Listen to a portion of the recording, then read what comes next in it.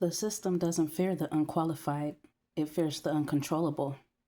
That single truth explains more than most success stories ever will, because behind every polished resume, every framed certificate, and every careful rehearsed expert, there's an unspoken rule at work. Power is only rewarded when it's predictable, and when someone shows up sharp, effective, and impossible to trace back to a school, a mentor, or a program, the room goes quiet. Not impressed, quiet, nervous, quiet. Here's a fact most people never hear out loud. The majority of leadership pipelines are designed to reduce variance, not produce excellence. Studies on organizational behavior consistently show that institutions favor candidates who conform quickly over those who think independently, even when the independent ones outperform. It's not about talent, it's about risk management. You don't get promoted for being exceptional, you get promoted for being safe. Now imagine someone walking into that environment who wasn't trained, wasn't polished, and wasn't programmed. No official endorsements, no borrowed authority, just results, presence, and a way of seeing things that doesn't come from manuals. That's not inspiring to a system. That's a liability with legs. This is where the confusion starts. Someone in a suit leans back, squints a little, and asks the question they weren't prepared to ask. Who trained them? Not out of curiosity, out of self-protection, because if nobody trained you, then nobody controls you. And if nobody controls you, then all the rules that they rely on suddenly feel optional. There's a bit of dark humor in it too. The same system that ignored you, stalled you, or quietly pushed you aside is now trying to figure out how you got this far without their stamp of approval. It's like watching a security guard panic because someone walked in without a badge and still knows exactly where everything is. This isn't a story about rebellion or ego. It's about what happens when pressure becomes the teacher, when correction replaces instruction, and when real life does the training no institution wants to take responsibility for. And once you understand that, the question stops being who trained them and becomes something far more uncomfortable for everyone else in the room. Number one, they weren't trained because no institution could afford the liability. Nobody likes to admit this, but institutions don't train people to become powerful. They train people to become predictable. The moment someone shows signs of independent thinking, sharp intuition, and an unwillingness to follow scripts, they become a risk. Not because they are wrong, but because they cannot be managed. Systems survive on repeatable outcomes. They invest in people who can be shaped, copied, and scaled. You couldn't be. From early on, you didn't absorb ideas the way others did. You examined them. You pushed back. Not out of rebellion, but because something didn't sit right. That alone puts a target on you. Training programs, mentorships, and hierarchies are built with guardrails. They assume obedience before mastery. You skipped that step, and in doing so, you became expensive. One wrong move from someone like you doesn't just break rules, it exposes weak ones. There's also the issue of blame. Institutions like clean lines of responsibility. If they train you, they own your success and your failure. But someone who thinks independently, acts decisively, and questions authority can't be neatly claimed. If you succeed, you outgrow them. If you fail, you embarrass them. Either way, you're a liability. So you were left alone, not ignored, not forgotten, quietly excluded. Opportunities that seemed meant for you stalled for no clear reason. Doors closed without explanation. People sensed your potential, but didn't know where to place you. You didn't fit the mold, and creating a new one was too much of a risk. What replaced formal training was pressure.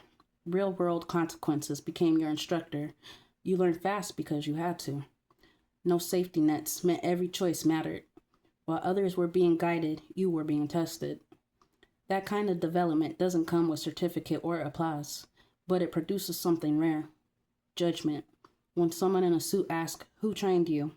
what they're really asking is which system can take credit, and the answer makes them uneasy. Because the truth is, you were shaped outside their control, and that's one thing they never know how to handle. Number two, their growth came from correction, not instruction. They weren't handed lessons on how to navigate life, relationships, or power. They weren't guided through a curated curriculum designed to protect feelings or pad egos.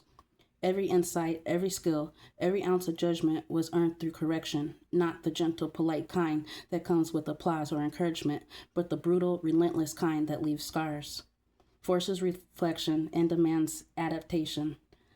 Life itself became the teacher, and the syllabus was unforgiving.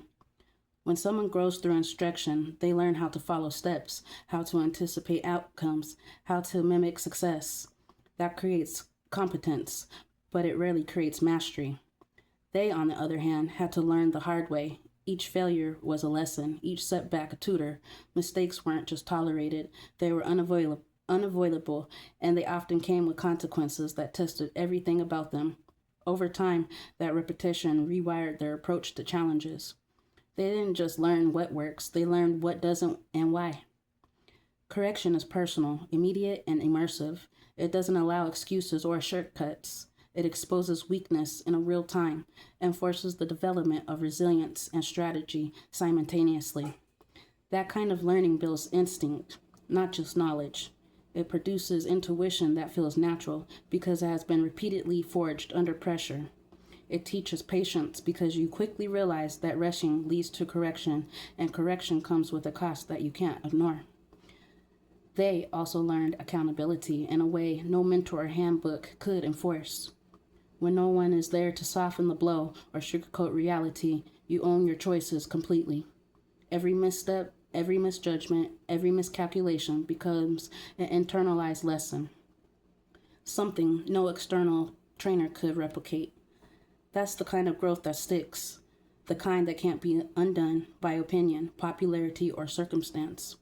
In the end, this form of development creates people who aren't just capable, they are aware, precise, and unshakable. They don't depend on guidance or approval. They have been corrected so many times and in so many unforgiving ways that they no longer fear challenge. They anticipate it and they rise because they know correction is merely a signal pointing toward mastery. Number 3, they develop judgment before technique. Most people spend years learning how to do things before they learn why or when to do them. They memorize processes, follow instructions, and perfect techniques, but their decisions are often shallow, predictable, and vulnerable the moment circumstances shift. The chosen one didn't get that luxury. They were thrown into situations where the wrong move carried consequences and the right move wasn't spelled out. That forced them to develop judgment first. They learned to read situations, understand people, and anticipate outcomes before they even thought about mastering a skill. Technique without judgment is dangerous. It's a sword in inexperienced hands. The chosen one recognized this early. They weren't interested in showing off moves or collecting skills for vanity. Every ability had to earn its place through discernment. They observed patterns others overlooked, sensed motives hidden behind words, and calculated risk instinctively.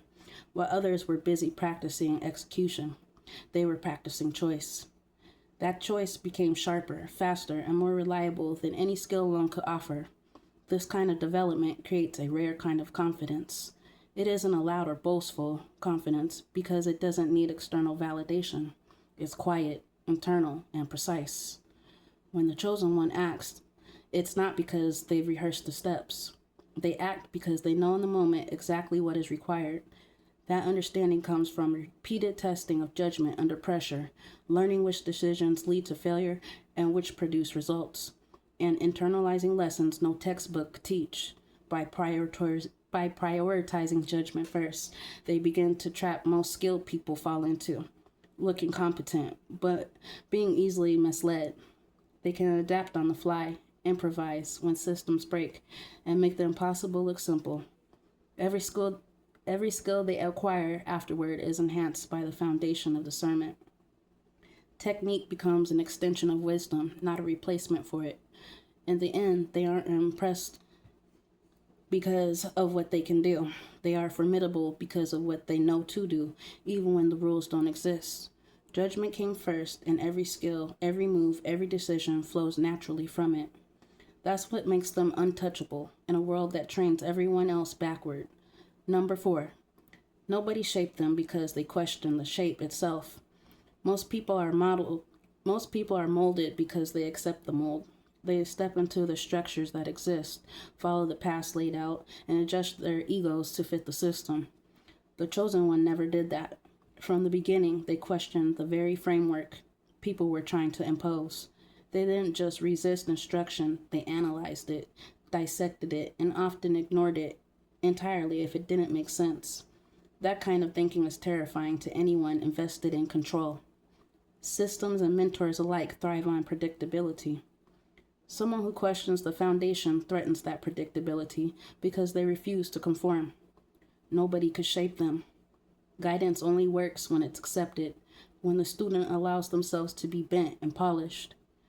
The chosen one wasn't interested in being polished. They didn't reject advice out of arrogance, they rejected it out of discernment.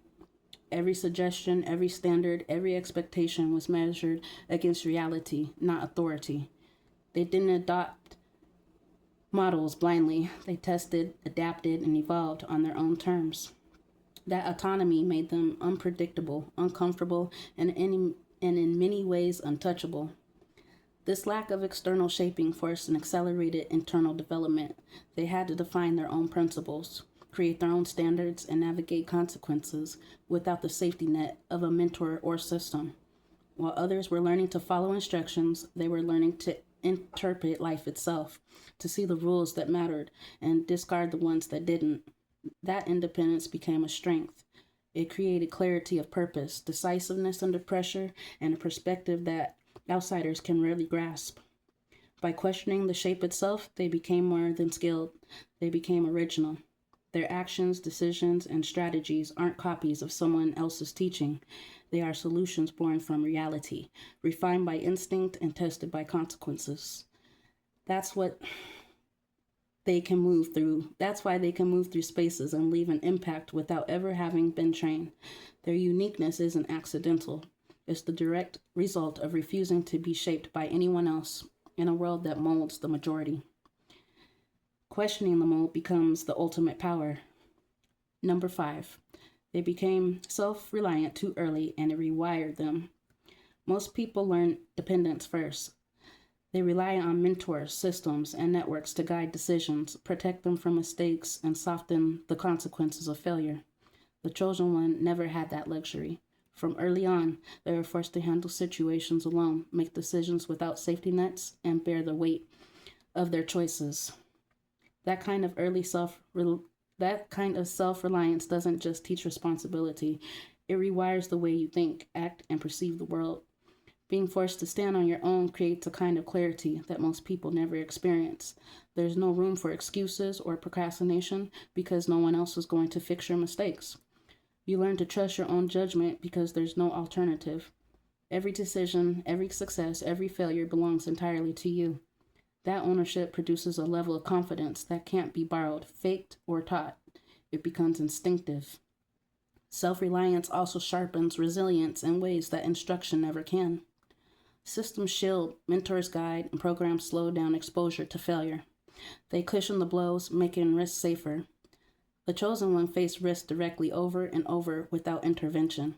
That constant pressure honored their ability to adapt quickly, read situations accurately, and act decisively. Mistakes weren't just learning moments. They were urgent tests that demand immediate correction, forcing growth at a speed few can imagine. Early independence also cultivates creativity and resourcefulness. When no one is there to provide answers, you must find solutions in real time. You learn to see angles others miss, to improvise under pressure, and to act decisively even when stakes are high. That combination of clarity, resilience, and ingenuity becomes part of your very identity. In the end, self-reliance too early doesn't make life easier. It makes life sharper. It produces people who don't wait for instruction, who don't require validation, and who can navigate chaos with a quiet, unshakable authority. That rewiring doesn't just prepare you for challenges, it makes you someone who challenges systems themselves. The chosen one isn't dependent. They are autonomous, and that autonomy has made them unstoppable. Number 6, their confidence isn't loud because it wasn't borrowed. Most people's confidence is borrowed. They repeat phrases they've heard, mimic attitudes they've observed, and perform skills that someone else taught them. It's visible, often loud, and sometimes impressive at first glance, but fragile under pressure. The chosen one's confidence is entirely different. It was handed to them through validation, mentorship, or training. It was forged through experience, struggle, and self-reliance. That's why it's quiet, deliberate, and unshakable. When the confidence is borrowed, it relies on external factors, approval, recognition, and comparison. Remove those and add it Remove those and it falters. The chosen one never depended on anyone else to approve their actions. They made decisions, faced consequences, and learned lessons entirely on their own. Every success was earned, every failure endured, and every judgment tested. That kind of confidence doesn't need to announce itself. It doesn't crave acknowledgement because it's rooted in truth, not perception. This authenticity creates a subtle power that people often underestimate. Others might mistake their silence for inexperience, their composure for passivity. But that calm exterior is a signal of mastery, not meekness. They don't need to dominate conversations, display accomplishments, or perform bravado. The quiet assurance in their presence communicates more than words ever could. It unsettles people who rely on noise and spectacle to mask insecurity. Confidence built this way also adapts. It is not rigid or performative. It flows naturally from capability, insight, and judgment. When challenges arise, it doesn't waver because it isn't dependent on recognition. It's reinforced by lived truth. Every decision they make, every move that they take is guided by internal authority rather than external validation. That's why they are constantly effective regardless of circumstance. In the end, their confidence isn't loud because it doesn't need to be. It wasn't borrowed, it wasn't taught, and it isn't fragile. It exists independently, unshakable, precise, and entirely authentic. It's the kind of confidence that commands respect silently, unsettles the unprepared, and moves through the world untouched by doubt. That is what makes them incomparable to anyone who has only learned to project power instead of living it. Number 7. They learn by failing in public, not practicing in private. Most people are taught in controlled environments.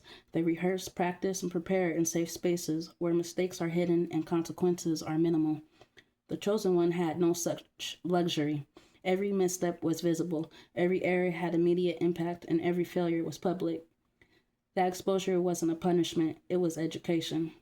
Learning under pressure with eyes on them and stakes high created a type of resilience and clarity that private practices could never achieve. Failing in public forces rapid adaptation. There's no time to rationalize, excuse, or delay. You confront the mistake, understand it, and correct it in real time. Over time, this builds a sharp instinct for anticipating outcomes, reading situations, and making decisions that work under scrutiny. While others spent years performing moves behind closed doors, the chosen one had their judgment in the arena of reality. Every setback became a tool, every miscalculation a lesson that couldn't be ignored or postponed. This process also develops a kind of fearless composure. Most people fear failure because it threatens reputation, comfort, or position. The chosen one learned early that public failure is temporary, but competence gained from it is permanent. The pressure of visibility forces accountability, accelerates learning, and cultivates a level of precision few can match. It teaches humility without eroding confidence because lessons are eternalized rather than theorized. Learning this way produces people who act decisively under scrutiny. They don't second guess themselves when stakes are high because they've been tested in the worst possible conditions repeatedly. Public mistakes became proof of capability, not weakness. They understand that performance isn't about perfection, it's about responding intelligently when imperfection is unavoidable. In the end, this kind of education separates the ordinary from the exceptional. Private practice can teach skill, but public correction builds instinct, composure, and authority. The chosen one isn't impressed because they've avoided failure. They are formidable because they are transformed in every public misstep into a stepping stone, and they carry that wisdom silently with the confidence of someone who has been tempered by reality itself. Number 8, they don't fit in hierarchies because they grew outside them. Most people are groomed to climb ladders, follow steps, and earn approval in predictable increments. Systems are designed to reward conformity, measure progress, and obedience. The chosen one never fit into that framework. They weren't shaped to move from one level to the next. They moved on their own terms. Growing outside the hierarchy rewired their understanding of power, authority, and influence. They didn't seek permission or validation. They created space where none existed. Hierarchies exist to manage risk, maintain order, and ensure predictability. Someone who bypasses that structure becomes unsettling. The chosen one's authority isn't granted by rank or title. It's recognized because of ability, presence, and insight. They've learned to operate without a ladder, without endorsements, and without someone else defining what their next step should be. That independence is disorienting to those who depend on a formal progression.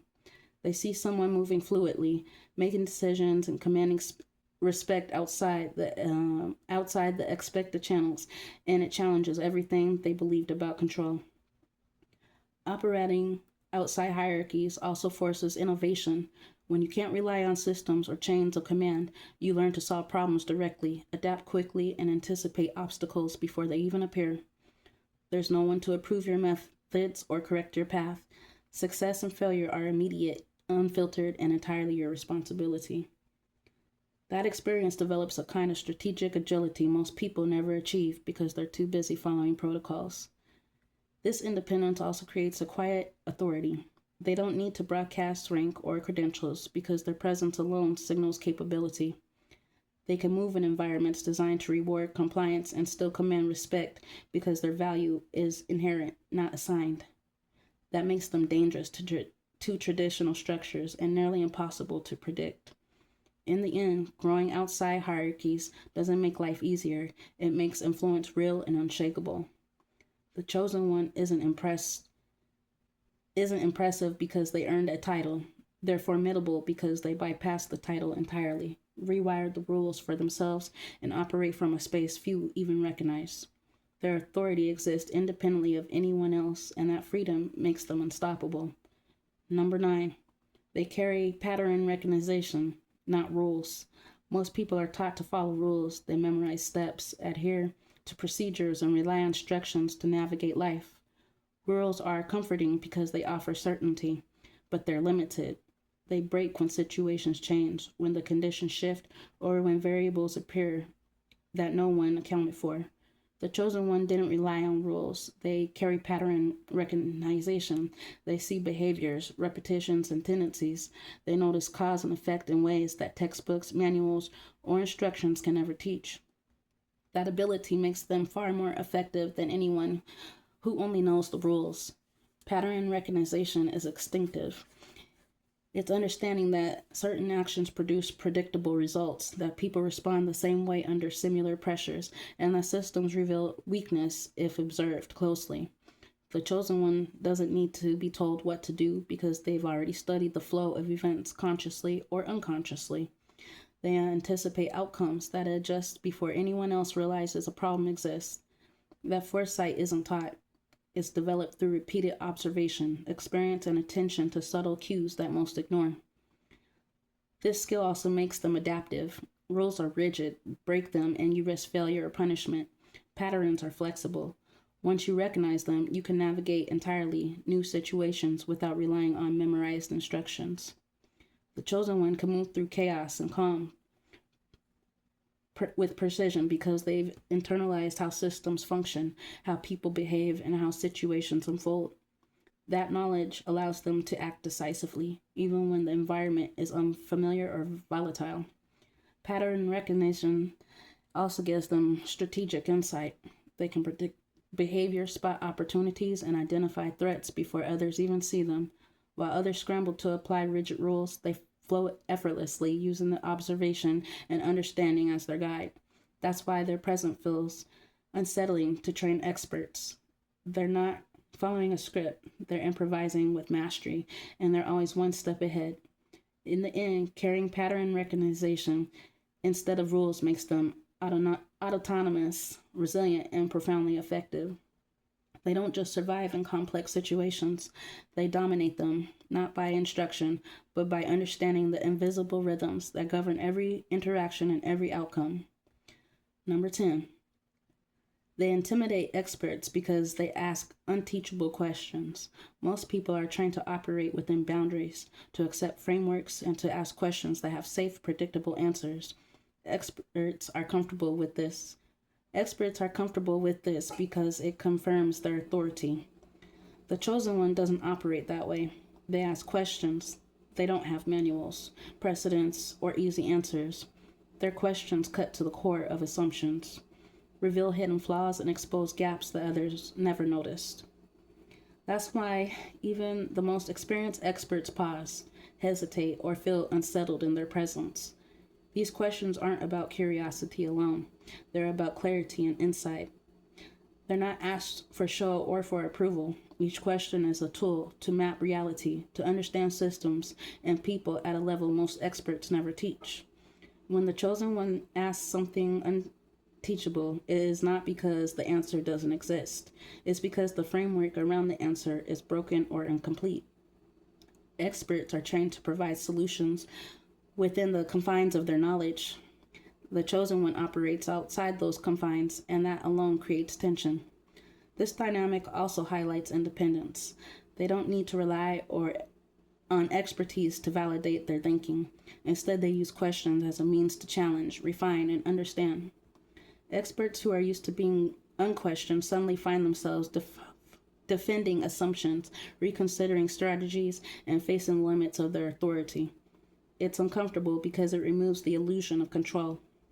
Moreover, asking unteachable questions accelerates learning and adaptation. The chosen one isn't content with conventional wisdom. They need to know what's real, what works, and what survives under pressure. Each question reveals insight, guides decisions, and uncovers the truth that rules and theories can't. That's why their influence feels so different. It doesn't depend on hierarchy, certification, or credentials. In the end, they intimidate because they expose the fragility of expertise. They operate from insight, not instruction. They ask what can't be taught and force experts to confront the limits of their knowledge. That presence alone is unsettling, and it separates the chosen one from everyone else who simply follows the expected path. They aren't just asking, they are reshaping understanding. Number 11, the restraint isn't mistaken for lack of exposure. Most people mistake quiet confidence for inexperience. They assume that if someone doesn't rush to prove themselves, doesn't boast about accomplishments, or doesn't perform for attention, it must mean they haven't seen enough, haven't done enough, or haven't been tested. The chosen one operates differently. The restraint isn't ignorance, it's strategy. It comes from knowing exactly when to act, when to reveal, and how to conserve energy for moments that truly matter. That calmness, that patience, is a product of deep exposure and repeated trials, not a lack of them. Restraint in this context is not hesitation, it's control.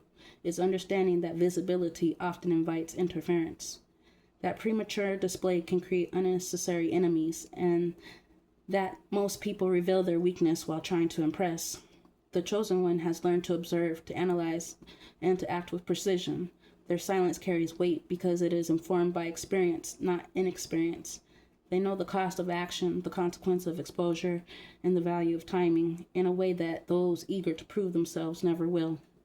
This kind of restraint also signals mastery. While others scramble to demonstrate skill, knowledge, or power, they operate with calm efficiency. They don't need applause or recognition to validate competence. Every move is deliberate, measured, and impactful. That's why their presence is often misunderstood.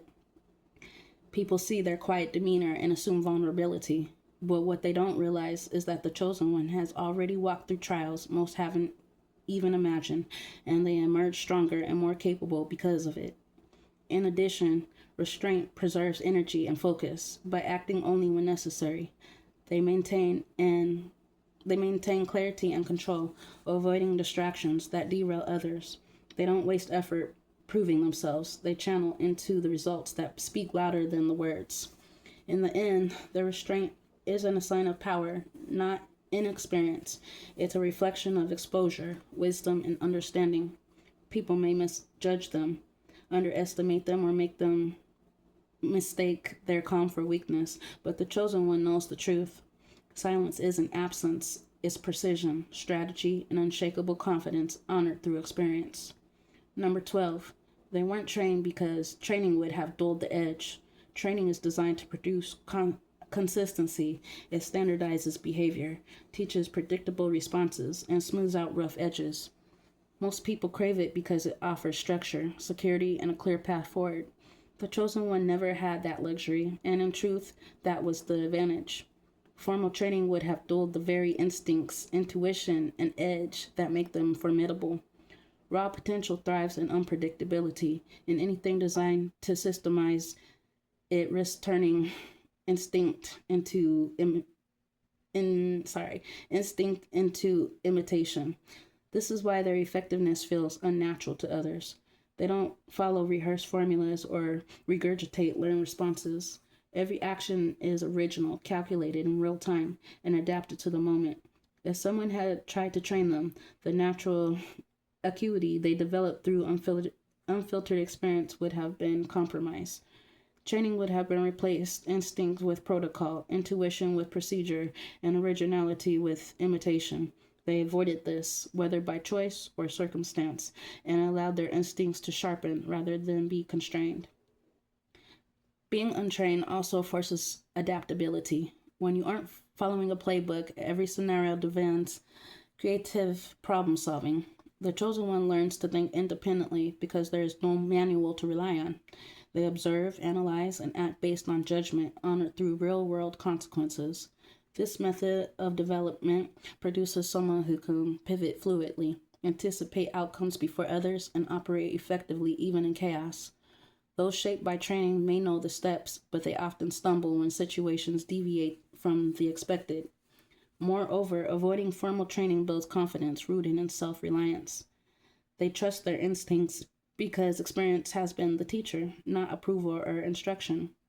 Every choice, every success, every failure reinforces the understanding that they are capable without external validation. In the end, they weren't trained because they didn't need to be. The edge they carry is honored by raw exposure, correction, and independence. Training would have dulled that, but life sharpened it. That unshakable, instinctive precision is what makes them different, unpredictable, and quietly unstoppable. Number 13. They operate from lived truth, not theoretical confidence. Most people rely on ideas, quotes, strategies, or frameworks they've been taught. Their confidence is theoretical, built on repetition, observation, and borrowed knowledge. It works until reality shifts, until pressure mounts, and until the rules they learn no longer apply. The chosen one operates differently. Their confidence is born from lived truth. Every decision, every skill, and every judgment comes from experience that cannot be faked, taught, or borrowed. It is about the absolute because it has been tested, challenged, and proven in the real world. Lived truth carries weight that theory never can. People trained to operate on frameworks may sound convincing, but they crumble when circumstances deviate from the expected. The chosen one doesn't crumble. They've been there. They faced consequences, endured setbacks, and navigated complexity without a safety net. Every action is grounded in reality, and that reality-based confidence shows in everything they do. It's not performative, and it doesn't require applause. It's quiet, precise, and impossible to ignore. Operating from lived truth also makes them resilient under scrutiny. When theories fail, opinions clash, or plans go wrong, the chosen one doesn't panic or overcompensate. They rely on understanding born from personal experience. That clarity allows them to see patterns others miss, anticipate reactions, and act decisively when hesitation would destroy most people. They don't speak to impress, they speak to execute, and their words carry the authority of someone who has seen outcomes unfold firsthand. This grounded confidence is also adaptive. They don't cling to outdated ideas or rigid strategies. If a method fails, they adjust because their understanding isn't anchored in theory, it's anchored in reality. That makes them unpredictable, precise, and consistently effective. while others remain bound by what they were taught to believe. In the end, operating from lived truth separates them from everyone else. They aren't impressive because they've memorized steps. They are formidable because their confidence is inseparable from experience. It's unshakable, authentic, and invisible to anyone who hasn't walked the same path.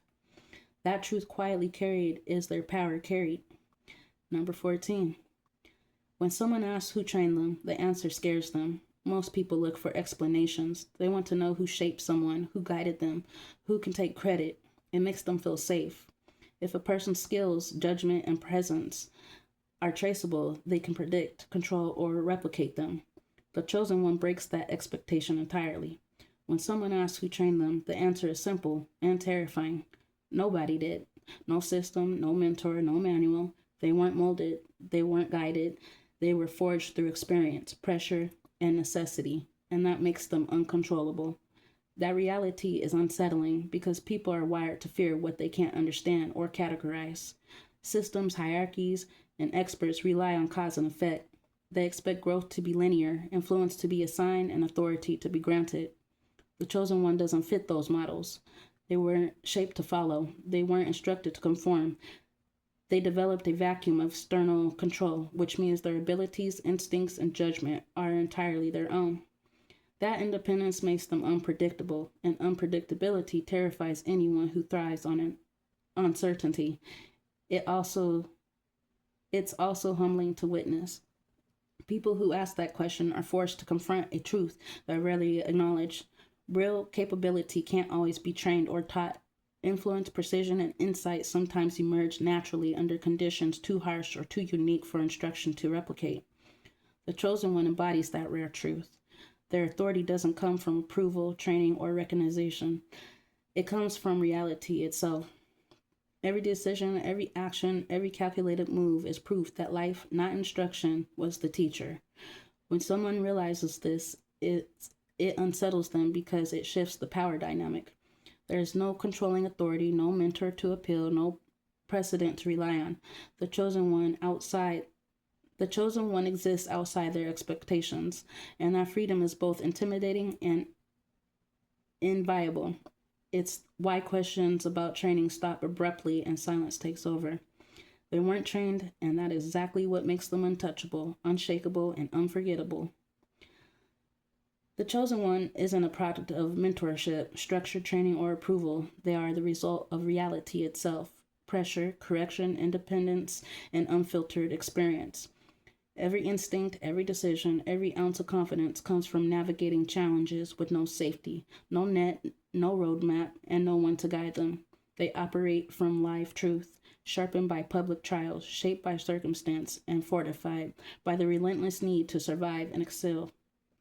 Their judgment precedes skill, their restraint makes depth, and their presence communicates authority that no title or certification could ever replicate. What makes them extraordinary isn't just what they can do, it's the way that they exist outside the systems, hierarchies, and expectations. They move with precision, clarity, and instinctive understanding, leaving those trained and guided in predictable paths scrambling to catch up. They question, observe, and adapt in ways that make conventional expertise look limited. The edge they carry is raw, unshakable, and entirely their own. And when people ask who trained them, the truth stops conversations cold. Nobody did. The chosen one learned from life itself, and that is the one truth that terrifies the world around them. This is the essence of being untouchable, not by force, not by noise, but by the relentless development of self-intuition and reality-tested wisdom.